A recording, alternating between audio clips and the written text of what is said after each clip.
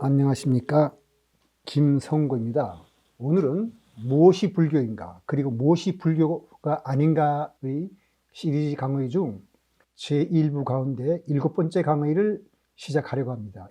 지난 6강에서 제가 이 먹고 먹히는 관계로 이루어진 생태계에서 살아남는 최선의 전략은 티포테 전략이라고 했습니다. 근데 성인들은 티포테 전략을 사용하지 말라고 합니다. 그러면 성인들이 가르침은 무엇인지 살펴보는 시간을 갖도록 하겠습니다. 지난 강의에서 제가 말씀드린 티포테 전략은 간단해 보이지만 그 의미가 깊어서 그 티포테 전략에 대한 해석은 사람에 따라 다릅니다. 어떤 사람은 그것을 눈에는 눈, 이에는 이라고 해석하는가 하면 어떤 사람은 생명체의 진화에는 협력이 중요하다고 생각을 하고 있습니다. 그러니까 인간의 세계든 동물의 세계든 배신은 아주 빈번하게 나타나는 현상입니다. 그 식물도 마찬가지일 것입니다. 그 인도의 뛰어난 식물학자 자가디스 찬드라 보주는 이런 말을 했습니다. 이 식물의 참 신기한 행동에 대해서 그 연구한 사람들의 결과를 요약해 쓴 책으로서 매혹하는 식물의 뇌라는 책이 있는데 그 책 232페이지에 이런 말이 나옵니다. 이 자가디스 찬드라 보주가 했다는 말로서 나무들에게도 우리와 같은 삶이 있다고, 인간 같은 삶이라는 얘기죠. 그들도 먹고 성장하며 가난과 슬픔과 고통에 직면한다. 식물들도 굶주리면 도둑질과 강도짓을 하지만 또 서로 돕고 친구를 사귀며 자손을 위해 자신의 삶을 희생할 줄 안다 그랬습니다. 이 자손을 위해 자신의 삶을 희생한다는 것은 제가 지난번 강의에서 어머니 나무 얘기를 했죠. 그걸 뜻한다고 보시면 되겠습니다. 네, 우리가 동식물의 일반적인 삶의 모습을 살펴본 것은 삶의 본질을 이해함으로써 인간의 삶을 이해하려는 것이 그 목적입니다. 배신과 협력이 함께 있는 세상에서 살아간다는 면에서 인간 사회 역시 다른 동식물의 세계와 크게 다르지 않다고 볼 수 있을 것입니다. 인간이 세상을 지배하게 된 것은 협력과 경쟁 사이에서 적절히 균형을 잡는 법, 즉 적절한 티포테 전략을 터득했기 때문이라고 볼 수 있습니다. 그런데 성인들은 우리가 어떤 방식으로 티포테 전략을 사용하든 티포테 전략을 사용하지 말라고 가르칩니다. 이 세상 모든 중생을 구하겠다는 대승불교의 사상은, 우리가 보살 사상은 따로 뭐 설명드릴 것도 없지만은 다른 종교에서 가르침도 마찬가지입니다. 예수는 우선 눈은 눈으로, 이는 이로 갚으라 했다는 것을 너희가 들었으나 나는 너희에게 이르노니 악한 자를 대적하지 말라. 누구든지 내 오른뺨을 치거든 왼편도 돌려대며 또 그 사람이 너한테 달라고 하면 가진 것을 다 주라고 그렇게 가르쳤습니다. 이건 티포테 전략이 아니죠. 심지어 예수는 너희 원수를 사랑하며 너희를 박해하는 자를 위하여 기도하라고 하였습니다. 그 다음에 이슬람교의 교주 마호메트는 이웃에게 사랑을, 적에게 관용을이라고 가르쳤습니다. 그리고 실제로 이슬람교 교주의 가르침에 따라서 정말 적과 아군에 대해서 평등하게 관용을 베푼 살라딘 왕의 얘기가 있는데 그 얘기는 나중에 제가 이 강의를 하면서 말씀드리겠지만 어쨌든 이거 실천한 사람도 있습니다. 그러니까 우리가 티포테 전략하고는 다르죠. 그러니까 종교는 다르지만 종교적 성인들은 모두 받은 대로 돌려주지 말라고 합니다. 삶의 현장은 살벌한데 왜 성인들은 이에는 이, 눈에는 눈으로 갚지 말라고 했을까? 우리가 생각해 봐야 할 텐데 그것은 성인들이 가르친 종교의 목적과 직접적인 관련이 있습니다. 저는 여기서 주로 불교의 관점에서 얘기를 하겠습니다. 제가 머릿말 강의 제4강에 설명한 바 같이 부처님을 비롯하여 제자들이 걸식을 하는 것은 바른 목적을 위한 것이라고 했습니다. 그러니까 바른 목적이란 뭐냐면 윤회한 삶을 벗어나서 열반에 드는 것입니다. 그러니까 불교는 우리가 사는 이 세상이 있는 그대로의 세상이 아니고 탐진치로 물든 우리의 마음이 조작해낸 꿈과 같은 세계라고 봅니다. 어떻게 해서 우리의 그 탐진치로 물든 마음이 이 세상을 조작해내는가 하는 것은 앞으로 그 11강 이후에 설명을 드리겠습니다만 구체적으로 제가 그 증거를 보여드리겠습니다. 일단 지금은 불교에서 가르친 대로 탐진치로 물든 마음이 우리가 사는 세상을 조작해내서 우리는 지금 꿈과 같은 세계에 사는 것이다. 이렇게 이해해 주시면 되겠습니다. 즉 우리가 업이 만든 매트릭스에 갇혔다고 보는 겁니다. 그러니까 업이 만든 프로그램에 따라 사는 존재라면 하나의 로봇에 불과할 것입니다. 그러니까 우리는 이 생태계에서 어떻게 살든지 간에 로봇으로 살아가는 거니까 불교에서 가르치는 것은 로봇으로 잘 살아가라는 걸 가르칠 필요가 없죠. 로봇에서 벗어나라 이런 뜻입니다. 그러니까 범부가 경험하는 이 세계가 하나의 꿈이라면, 즉 우리가 업이 만든 프로그램에 따라 사는 로봇과 같은 존재라면 꿈에서 깨어나서 자유롭게 사는 것이 중요하지, 꿈속에서 누구를 이기고 또 꿈속에서 어떤 즐거움을 느끼는 것이 중요한 것은 아닐 것입니다. 그래서 성인들은 그 티포트 전략과는 다르게 가르친 겁니다. 즉 꿈에서 깨어나면 탐진체에서 벗어나야 되는데 티포트 전략은 탐진체에서 벗어나는 것이 아닙니다. 탐심을 더 강화시키는 건 거죠. 머리말 강의 제5에 설명한 바 같이 탐진체에서 벗어나도록 가르친 것이 불교 윤리인데, 불교는 다른 종교나 철과 같이 인간의 윤리적 행동을 단순히 선과 악으로 나누지 않습니다. 인간에게 이익이 되는 것, 그걸 선이라 그러는데 그 선이 뭐냐? 탐진체에서 벗어나는 것이 인간에게 되게 이익이라서 그걸 선이라고 그러고, 이롭지 못한 것, 무엇이 이롭지 못한 것이냐?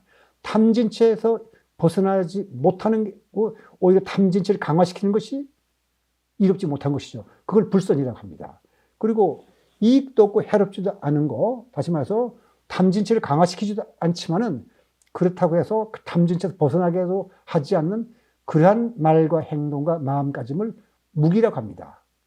근데 불교에서 말하는 선이라는 것은 단순히 인간의 이익이 된다는, 그 탐진체에서 벗어나는 것은 반드시 자리 이타야 합니다. 나에게도 이익이 되고 상대방에게도 이익이 되고, 그래서 그렇게 하려면 네 가지 무량심을 갖춰야 됩니다. 네 가지 무량심이라는 건 뭐냐면은 중생에게 즐거움을 주고 괴로움과 미혹을 없애주기 위해서 보살이 가지자는 자비, 희사의 네 가지 무량심을 의미하는데, 자라는 건 뭐냐 하면은 모든 중생에게 즐거움을 베풀어주는 마음가짐입니다.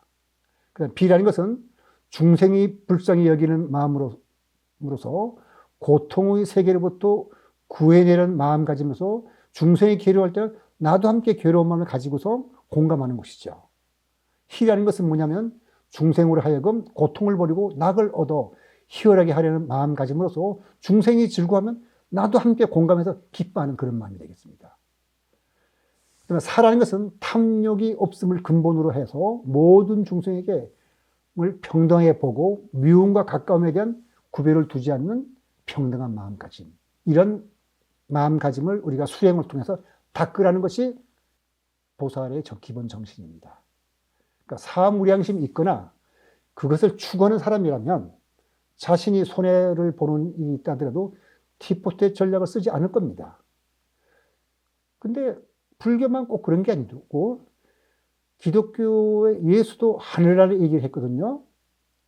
그래서 40일 금식을 마치고 예수가 광야에서 나왔을 때 사탄의 유혹을 받는데, 사탄이 뭐라고 유혹하냐면 몇 가지 그 유혹을 하는데 그 중에 하나가 이 세상을 지배하는 권력을 주겠다 그랬습니다. 그랬더니 예수는 그 사탄의 유혹을 뿌리쳤습니다. 그래서 부처님이 말씀하신 열반과 예수가 가르친 하늘나라가 같은지 다른지에 대해서는 서로 많은 사람들이 의견이 다를 것입니다. 그러나 적어도 한 가지만은 분명하죠. 두 성자 모두 이 세상에서 싸워 이기고 잘 사는 것 이상의 어떤 것이 있으니까 그걸 추구하라고 사람들에게 가르친 겁니다.